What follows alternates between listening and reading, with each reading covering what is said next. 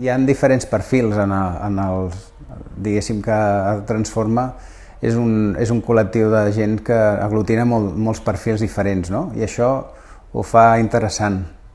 Jo tinc una mirada potser més terapèutica perquè és el meu àmbit més proper de treball, però el fet de que hi hagi persones que estiguin a altres àmbits, per exemple ara estem amb el projecte Compartides amb la fotografia o aspectes més de dansa, de moviment, enriqueixen, a mi personalment i professionalment m'enriqueix, perquè potser no tinc tantes habilitats en altres àrees artístiques que per algú poden ser també interessants i poden ser la seva manera de comunicar-se, no? I poder-les abordar i poder-les tenir presents penso que és important.